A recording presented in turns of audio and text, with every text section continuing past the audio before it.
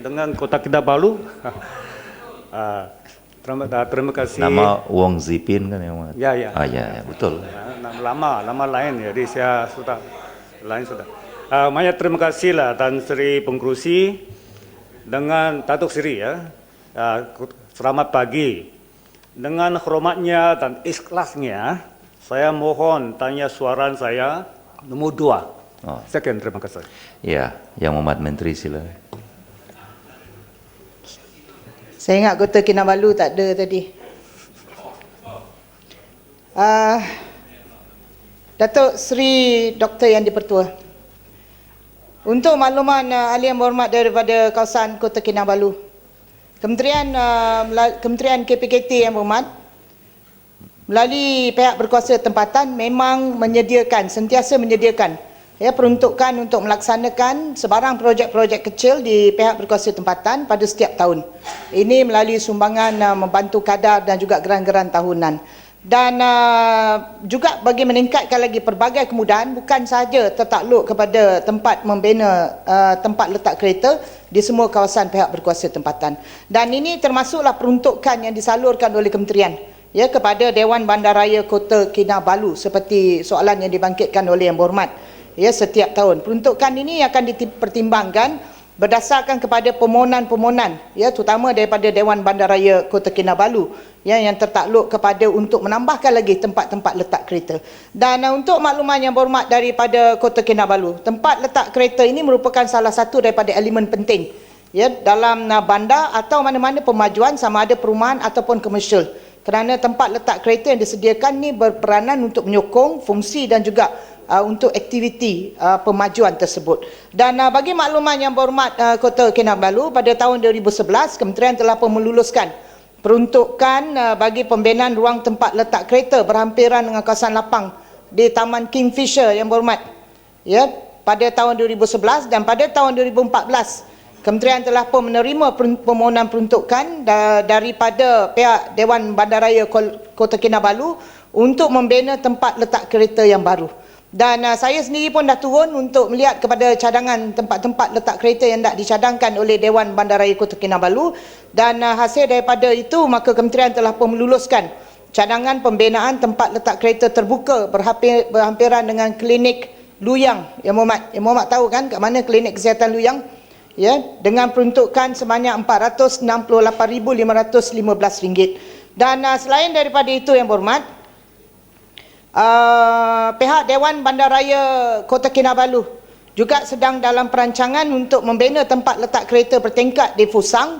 Dan bagi kawasan Fusang ni yang akan disediakan jumlah petak sebanyak 350 hingga 400 petak, reka bentuk sedang disediakan. Yang paling penting ialah konsultasi dengan penduduk-penduduk di kawasan persekitaran itu perlu dilakukan dan akan dilakukan dalam bulan November ini sebelum sebarang ketetapan dilakukan untuk diturunkan peruntukan untuk membina tempat letak kereta yang berkenaan.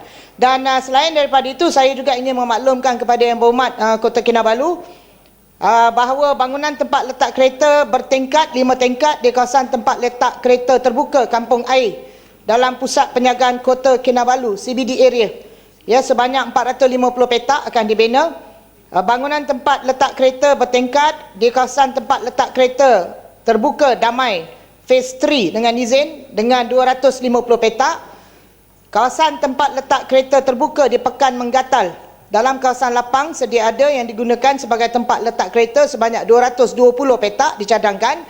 Dan kawasan tempat letak kereta terbuka berdekatan dengan Dewan Serbaguna Damai sebagai tambahan kepada kawasan tempat letak kereta yang ada pada kawasan lapang milik Dewan Bandaraya Kota Kinabalu sebanyak 60 petak. Terima kasih Datuk Seri Doktor Yang di-Pertua.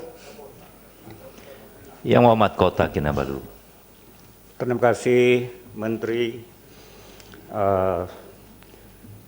Datuk Speaker, saya ingin tahu, adakah kementerian memberi peruntukan kepada TPKK, tadi saya dengar hanya 400,000 juta, setiap tahun dalam budget yang penting, yang setiap tahun dalam budget.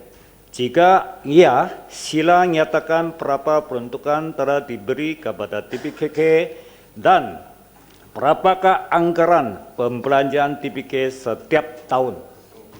Oleh kerana Mayor Kota Kinabalu mentakwa bahawa TPKK adalah menghadapi kesusahan dalam melancarkan atau membina seperti bangunan litak kendaraan di kawasan bandaraya. Oleh sebab kerana kerajaan persekutuan belum memberi peruntukan, Menteri, saya ingin tahu kenapa cukup, ia Ahmad. liwat dan apakah mekanisme kerajaan persekutuan memberi peruntukan itu kepada TPKK. Sila minta penjelasan. Datuk Speaker, terima kasih. Ya, boleh jawab satu soalan tambahan Yang Amat. Ya. Saya jawab satu aja. Lepas ni Yang Berhormat boleh jumpa saya kat belakang. Saya dah jawab tadi Yang Berhormat. Peruntukan yang kementerian lulukan ialah RM468,515, bukan 468 juta.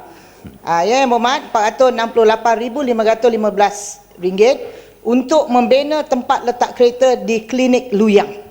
Dan saya dah jelaskan daripada awal tadi, Yang Berhormat, bahawa kementerian memberikan bantuan, dua jenis bantuan kepada pihak berkuasa tempatan.